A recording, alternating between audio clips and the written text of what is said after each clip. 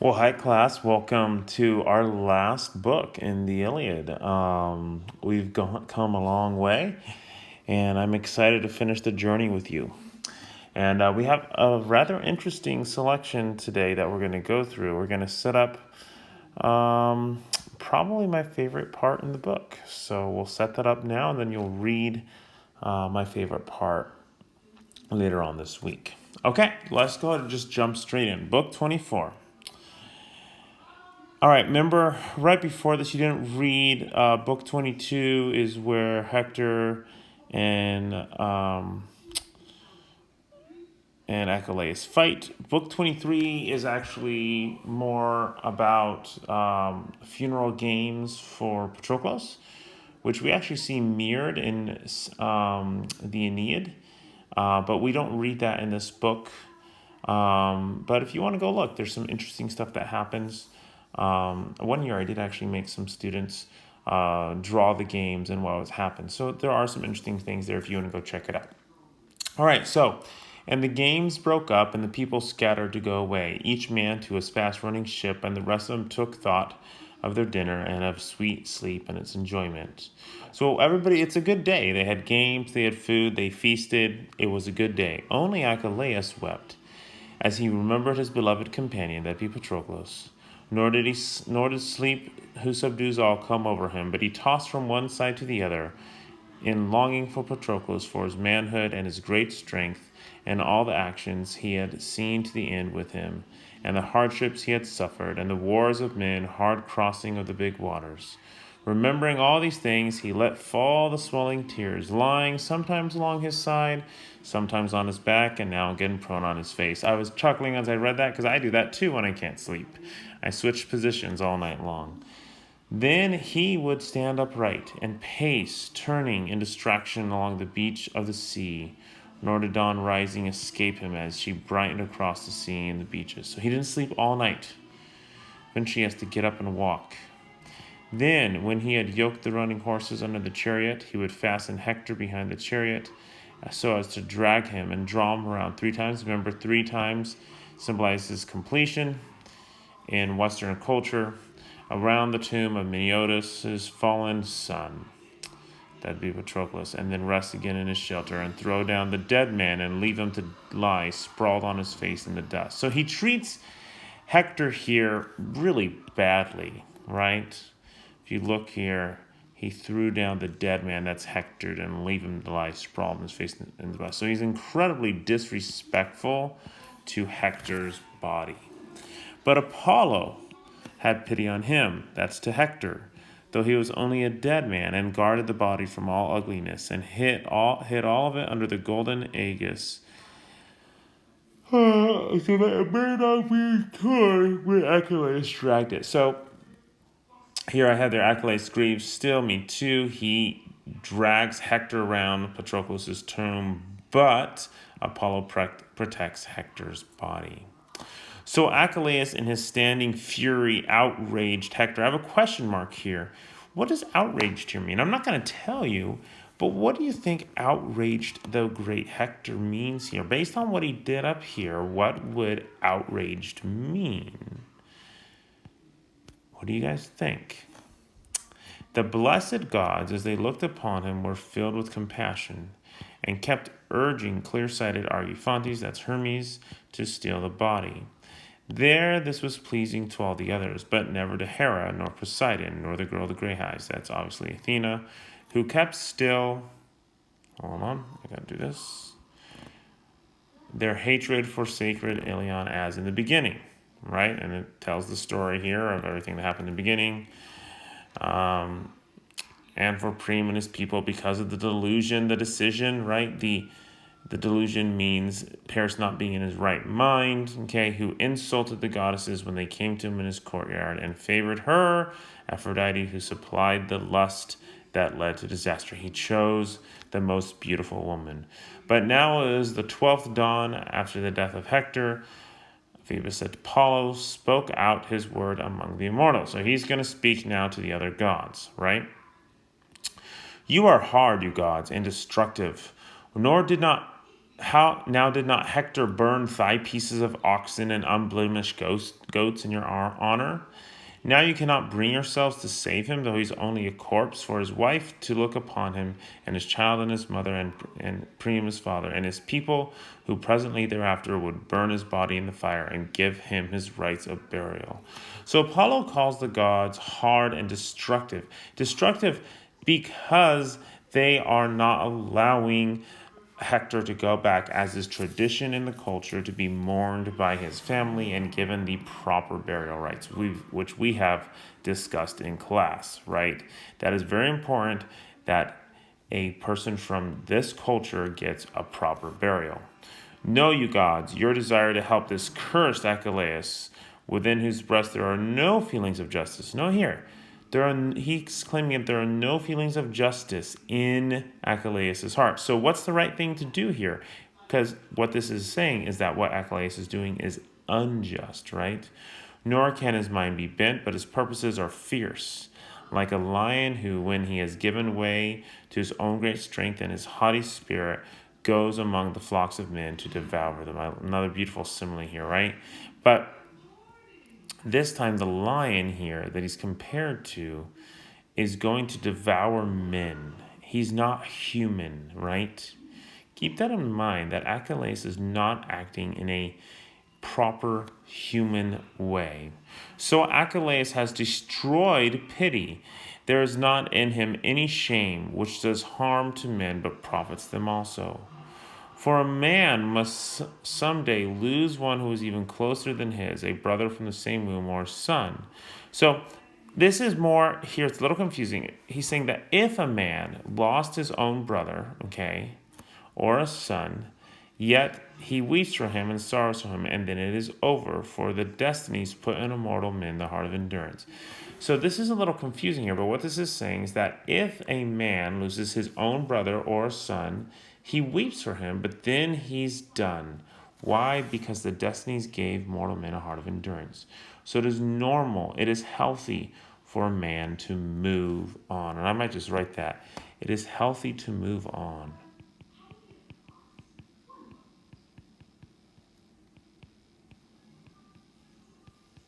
Right? All right. But this man, Achilles, now he has torn the heart of life from great Hector. He's killed Hector in his grief, ties him with his horses, and drags him around his beloved companion's tomb. And nothing is gained hereby for his good or his honor. Right? He's not doing what's healthy for himself. Great as he is, let him take care not to make us hangry. For see, he does not dishonor he does dishonor to the dumb earth in his fury. He goes against the very nature of things. So I put Achilles must have endurance and do what's right. And of course Hera speaks up. Then bitterly Hera, the white arms, answered him, saying, what you have said could be true, Lord of the silver bow. That's, of course, Apollo. Only if you give Hector such pride of place as you give to Achilles. Right? So it would be true if Hector was equal to Achilles. But Hector was mortal and suckled the breast of a woman. His mother was a mortal woman, while Achilles is the child of a goddess, one who I myself nourished and brought up and gave her as a bride to her husband Peleus. One dear to the hearts of the immortals, for you all went, you gods, to the wedding, and you feasted among them and held your lyre, O friend of evil, faithless forever. O friend of evil, faithless forever. So she's calling out, she's saying, listen, Apollo, you were there at the wedding of Peleus and Thetis. You understand that Hector is not at the same level, right? So Hera, the difference between Hector and Achilles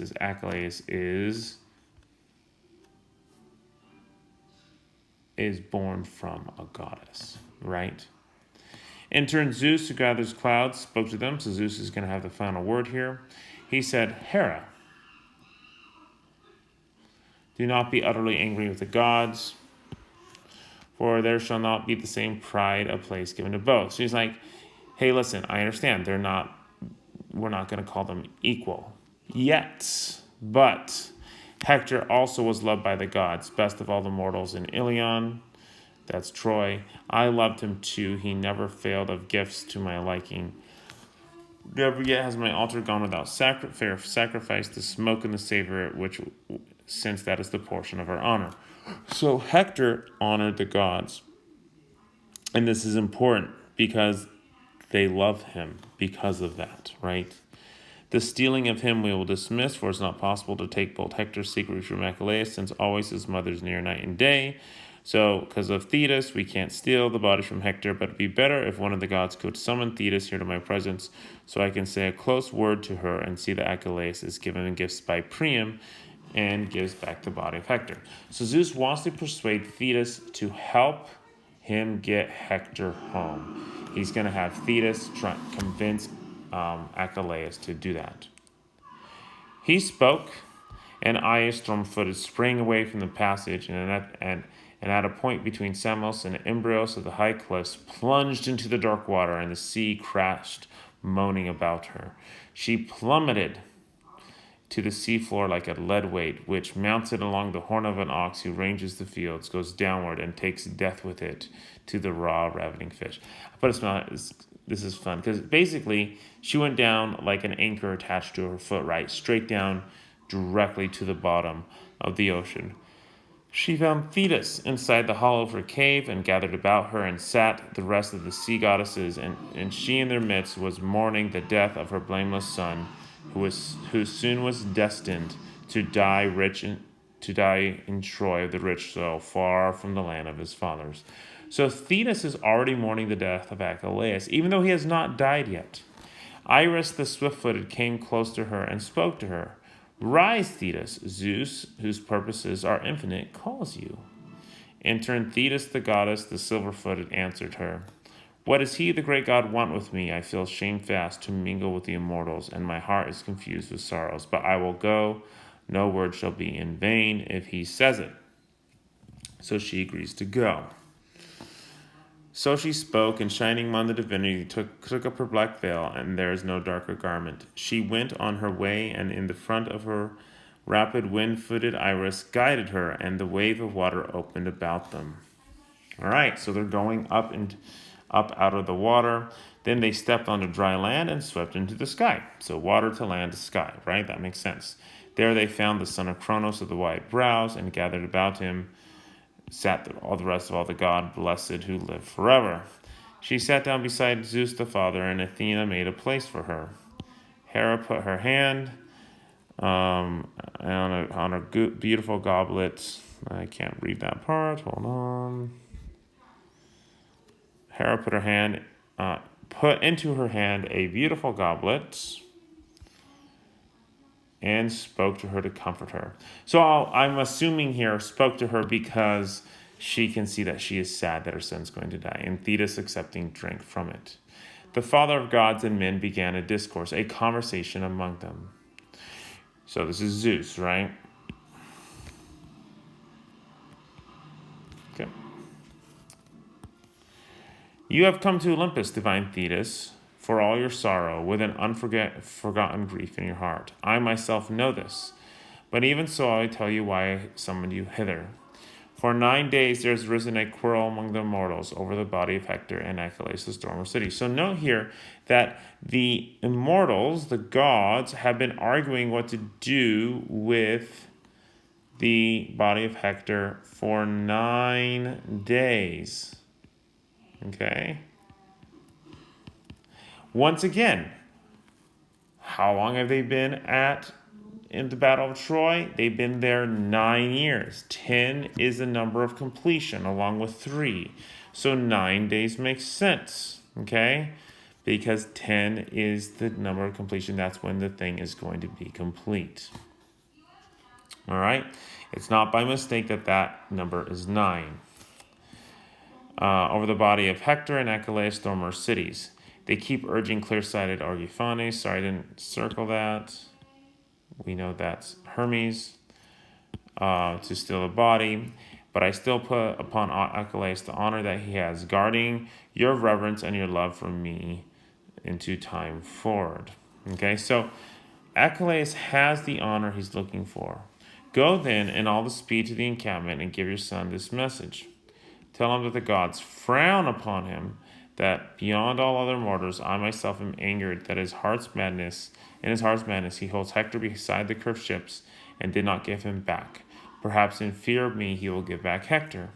I will send Iris the Priam of the great heart with an order to ransom his dear son, going down to the ships of the Achaeans and bringing gifts to Achilles, which might soften his anger. Okay, so Zeus then sends Thetis to convince Achilles to help. What's he tell her to do? Well, she tells her to go down and tell Achilles that he is going to send Priam to ransom his son, and Achilles needs to give Hector up.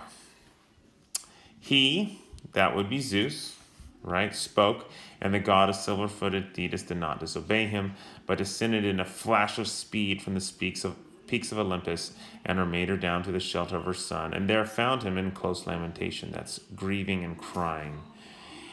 His beloved companions about him were busy at their work and made ready the morning meal, and there stood a great fleecy sheep being sacrificed in the shelter. His honored mother came close to him and sat down beside him and stroked him with her hand and called him by name and spoke to him. Here's what she said. My child, how long will you go on eating your heart out in sorrow and lamentation, and remember neither your food nor going to bed? It is a good thing to lie with a woman in love, for you will not be with me long, but already death and powerful destiny stand closely about you. So she's like, listen, go enjoy your life. Stop mourning, right? You're going to die soon. Go enjoy what life you have left, right? But listen to me, for I come from Zeus with a message. He says that the gods frown upon you and that beyond all other mortals, note this can be the same as up here. He himself is angered that in your heart's madness you hold Hector behind the cursed ships and do not redeem him. Come then, give him up and accept ransom for the body.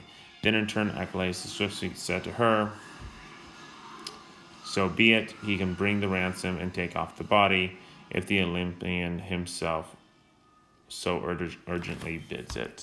So Achilles agrees to give up the body. So where the ships were drawn together, smooth this over just a little bit. There we go. So where the ships were drawn together and his mother the son and his mother conversed at long length in ring words. But the son of Cronos stirred Iris to go down to sacred Ilion, saying, Go forth, Iris the swift, leaving your place on Olympus, and go to Priam of the great heart within Ilion, and tell him to ransom his dear son, going down to the ships of the Achaeans, and bringing gifts to Achilles, which might soften his anger. Alone. Let no other man of the Trojans go with him, but only let one elder herald attend him. Why elder? Because they're not a threat, right? The idea is for Priam to go without threatening anyone else. One who can manage the mules and the easily running wagon so he can carry the dead man, that would be Hector, whom great Achilles slew, back to the city. Let not death be a thought in his heart. Let him have no fear. Such an escort I shall send him to guide him. Argiphantes or Hermes, who shall lead him until he brings him to Achilles. And after he has brought him inside the shelter of Achilles, neither will the man himself kill him, but will hold back all the others, for he is no witless man, nor unwatchful, nor is he wicked. So he says Achilles is not wicked here, but will in all kindness spare and one who comes to him as a suppliant, as someone who's asking. So Priam must go ransom Hector with only one other man. Hermes will guide Priam, and Achilles will not harm Priam. He spoke, and storm-footed Iris swept away with the message and came to the house of Priam, where she found outcry and mourning. So they're mourning Hector here. The sons sitting around their father inside the courtyard made their clothes sodden with their tears, and among them the old man sat veiled, beaten into his mantle. Dung, that's poop, lay thick on the head and neck of the aged man, for he'd been rolling in it, and he had gathered and smeared it with his own hands. If you're in my class, we talked about this last week, right? If Achilles mourned by putting ashes all over his head, which is traditional, Priam went up to him by doing it with dung. It's lovely.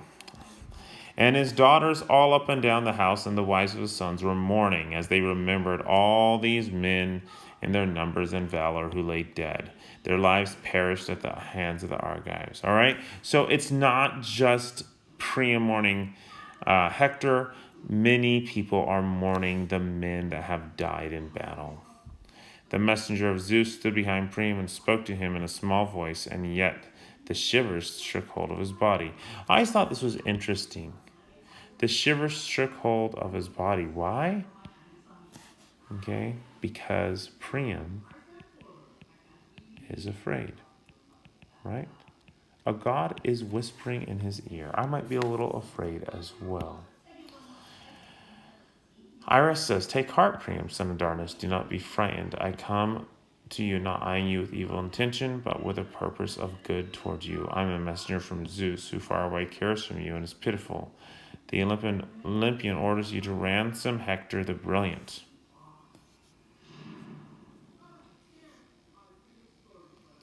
To bring gifts to Achilles, which may soften his anger. Alone. Go alone. Let no other man of the Trojans go with you, but only let one elder herald man attend you." These are going to be the same words as before. Just note that, right? One who can manage the mules and the easily running wagon, so he can carry the dead man whom great Achilles slew back to the city. Let death not be a thought in your heart. You need not have fear. Such an escort shall go with you to guide you. Argiphantes, you already know that's Hermes, who will lead you until he brings you to Achilles, and after he has brought you inside the shelter of Achilles, neither will the man himself kill you, but will hold back all the others. For he is no witless man, nor one watchful, nor is he wicked, but will in all kindness spare the one who comes to supplement. We already talked about that these are almost exactly the same words there. So go, ransom, and do not fear. All right, well, that is the end of this introduction. And then we're going to skip a section. We're going to move to the end. But like I said, setting up probably my favorite part in the book. And we'll definitely talk about it in class. And I'm sure those of you in the other classes will talk about it as well in some way, because it's a fantastic part of the book. All right, well, have a good one. If you have any questions, ask your teachers.